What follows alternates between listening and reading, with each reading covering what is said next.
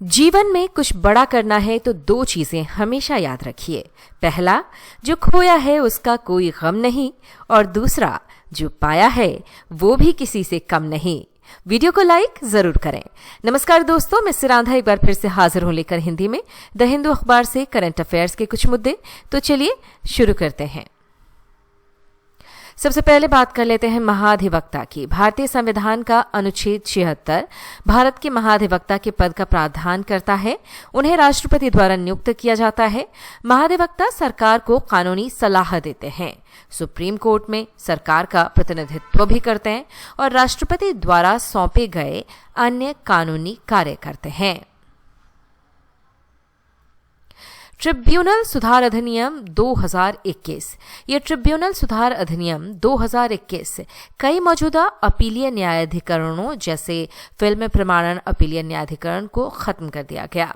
इनके काम उच्च न्यायालयों और अन्य न्यायिक संस्थाओं को सौंप दिए गए। इसके अलावा इसने बाकी बचे ट्रिब्यूनलों में सदस्यों को नियुक्त करने के नियमों में भी बदलाव किए, जैसे कि न्यूनतम आयु और कार्यकाल। इन्हीं बदलावों के कारण कानूनी चुनौतियां सामने आई हैं। लोक प्रतिनिधित्व अधिनियम 1951 की धारा 53(2। जन प्रतिनिधित्व अधिनियम 1951 की धारा 53(2 के अनुसार यदि नाम वापस लेने के बाद केवल एक ही वैध उम्मीदवार बचता है तो रिटर्निंग अधिकारी तुरंत उस उम्मीदवार को विजयी घोषित कर देगा। ऐसे में चुनाव कराने की आवश्यकता नहीं होगी। लोक प्रतिनिधित्व अधिनियम 1951 की धारा 62। लोक प्रतिनिधित्व अधिनियम 1951 की धारा 62 के अनुसार हर व्यक्ति जिसका नाम मतदाता सूची में है उसे वोट देने का अधिकार है, लेकिन जो व्यक्ति पंजीकृत नहीं है, अदालत द्वारा पागल घोषित किए गए हैं या कुछ कानूनी कारणों या अपराधों के कारण अयोग्य हैं, वे वोट नहीं दे सकते। भारतीय संविधान का अनुच्छेद 19(1)(a). भारतीय संविधान का अनुच्छेद 19(1)(a) हर नागरिक को विचार और अभिव्यक्ति की स्वतंत्रता का अधिकार देता है।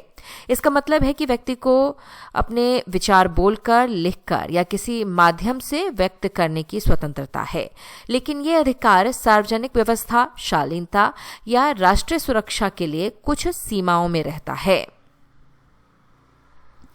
मुख्य सूचना आयुक्त। मुख्य सूचना आयुक्त केंद्रीय सूचना आयोग के प्रमुख होते हैं, जो सूचना का अधिकार अधिनियम 2005 के तहत स्थापित एक वैधानिक निकाय है। राष्ट्रपति द्वारा नियुक्त CIC-RTI अधिनियम के कार्यान्वयन की देखरेख करते हैं और सूचना की प्रकटीकरण से संबंधित अपीलों और शिकायतों की सुनवाई करते हैं, जिससे शासन में पारदर्शिता और जवाबदेही सुनिश्चित होती है। शालीमार बाग। सम्राट जहांगीर और उनकी पत्नी नूरजहां ने 1619 में श्रीनगर में शालीमार बाग बनवाया। ये प्रमुख मुगल बाग फारसी चारबाग शैली से प्रेरित है, जिसमें समान आकार की सीढ़ीनुमा जमीन, पानी की नहरें और फव्वारे हैं। बाद में निशात बाग जैसे अन्य बाग भी बने, जो शाही गर्मियों के विश्राम स्थल बने। चिनार का पेड़। चिनार का पेड़, जिसे कश्मीर में बुनी कहा जाता है, कश्मीर की सुंदरता और विरासत का प्रतीक है। इसके चौड़े पत्ते पतझड़ में लाल और सुनहरे हो जाते हैं। ये छाया देता है, मिट्टी का कटाव रोकता है और बागों व दरगाहों के पास लगाया जाता है। गन्ना फसल की भौतिक स्थिति। गन्ना एक उष्णकटिबंधीय और उप उष्णकटिबंधीय फसल है, जो गर्म और आर्द्र जलवायु में अच्छी तरह बढ़ती है। इसके लिए 20 डिग्री सेल्सियस से 35 डिग्री सेल्सियस तापमान उपयुक्त होता है। यह गहरी, उपजाऊ और जल निकासी वाली मिट्टी में उगती है। पर्याप्त धूप, 100 से 150 सेंटीमीटर वर्षा और नियमित सिंचाई की जरूरत होती है। और बात कर लेते हैं सबसे ज्यादा उत्पादन करने वाले राज्यों की। गन्ना उत्पादन कौन से राज्य करते हैं? तो भारत में उत्तर प्रदेश है पहले नंबर पर, वहीं दूसरे नंबर पर आता है महाराष्ट्र का और तीसरे नंबर पर है कर्नाटका, जो सबसे ज्यादा गन्ना उत्पादन करते हैं भारतीय राज्य। वहीं अगर विश्व स्तर पर बात करें तो कौन कौन से देश हैं देख लीजिए। पहले नंबर पर ब्राजील है, वहीं दूसरे नंबर पर आता है हमारा भारत और तीसरे नंबर पर आता है चीन, जो गन्ना का सबसे ज्यादा उत्पादन ये 3 देश करते हैं। गन्ने के लिए उचित एवं पारिश्रमिक मूल्य क्या है? FRP वो न्यूनतम मूल्य है जो सरकार गन्ने के लिए तय करती है ताकि किसानों को उचित लाभ मिल सके। इसे केंद्र सरकार लागत, शुद्धता दर और लाभ को ध्यान में रखकर तय करती है। यह 1966 के गन्ना नियंत्रण आदेश के तहत आता है। और बात कमला सोडी की। कमला सोडी ने आत्मसमर्पण कर दिया है। 17 लाख रुपए की इनामी हार्डकोर महिला माओवादी कमला सोडी ने छत्तीसगढ़ पुलिस के सामने आत्मसमर्पण कर दिया। उसने हिंसा छोड़ने का कारण राज्य सरकार की नई पुनर्वास नीति बताया है। कर्नाटक की नई स्टार्टअप नीति 2025-30 518.27 करोड़ रुपए के बजट के साथ कर्नाटक कैबिनेट ने स्टार्टअप नीति 2025-30 को मंजूरी दे दी है। इसका लक्ष्य अगले 5 सालों में 25,000 नए स्टार्टअप बनाना है, जिनमें से 10,000 बेंगलुरु से बाहर होंगे ताकि पूरे राज्य में नए विचारों को बढ़ावा मिल सके।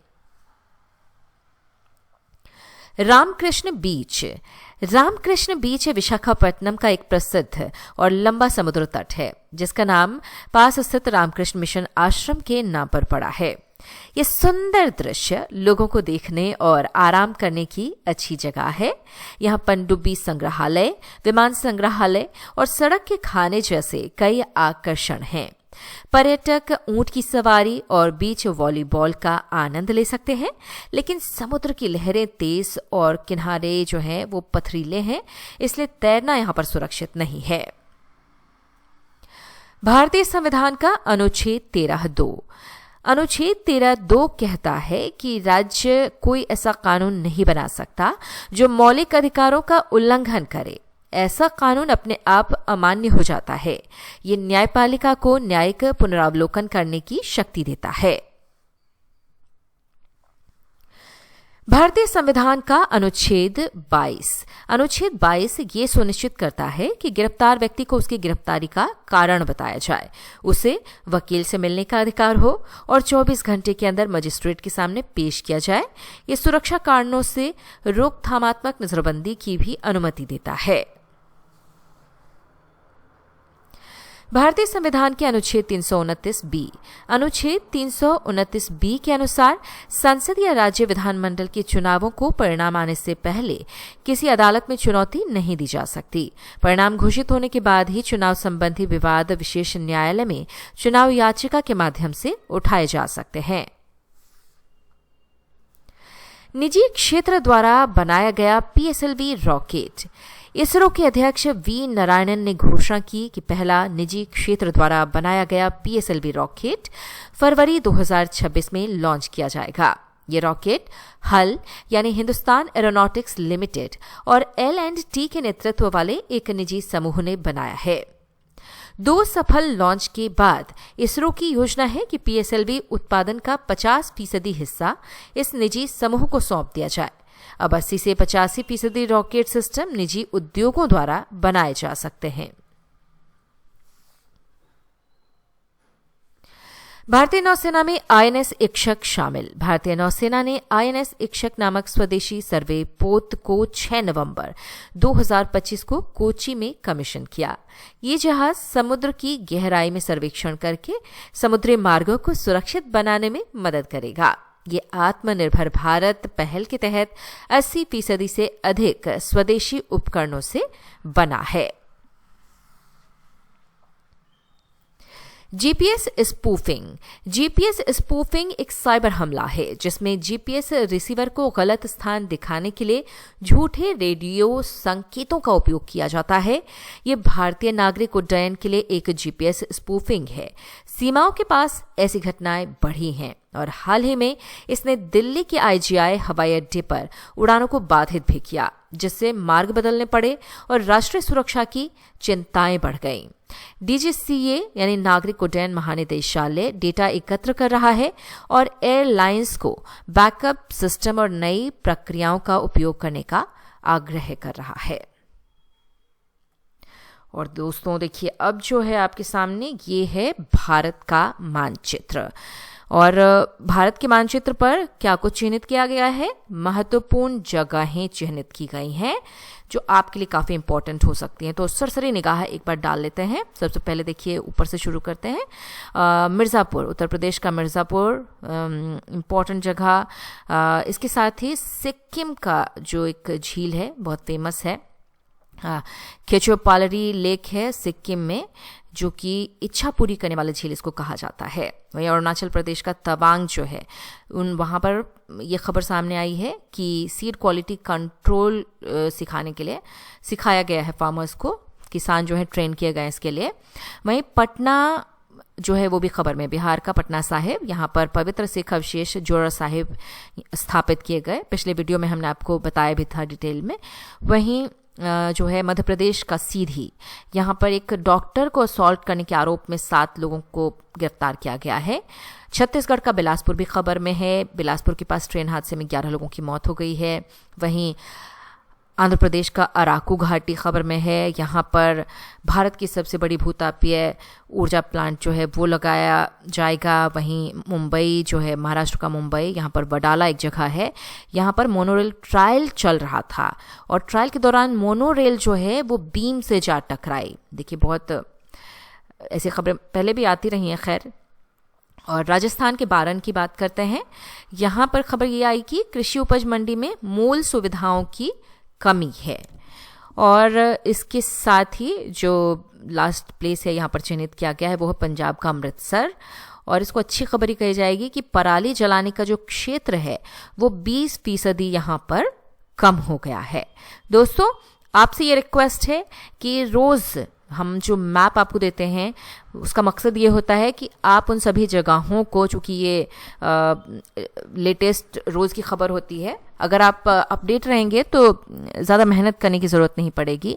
और एक बार जब एटलस पर प्रैक्टिस कर लेंगे मैप की, तो वो फिर आपके दिमाग में बैठ जाएगा। कोई भी खबर उस जगह से जुड़ी हुई आप पढ़ेंगे, अपने सब्जेक्ट में पढ़ेंगे, कोई भी जो आप प्रिपरेशन के दौरान जैसे ही वो जगह आएगी उससे जुड़ी खबर आपको, उससे जुड़ा जो भी कंटेंट है आपको समझ में आ जाएगा तुरंत। तो रिक्वेस्ट है आपसे कि वो ज़रूर करें। और दोस्तों, आज की इस वीडियो में इतना ही, लेकिन जाते जाते जल्दी जल्दी मैं आपको एक बार फिर से याद दिला दूं कि कमेंट सेक्शन में हमने PDF फाइल डाल दी है, वहां पर आप आसानी से जाकर पढ़ भी सकते हैं उसको। इस वीडियो को देखने के लिए आपका बहुत बहुत धन्यवाद। एक और ऐसी वीडियो के साथ हम फिर हाजिर होंगे।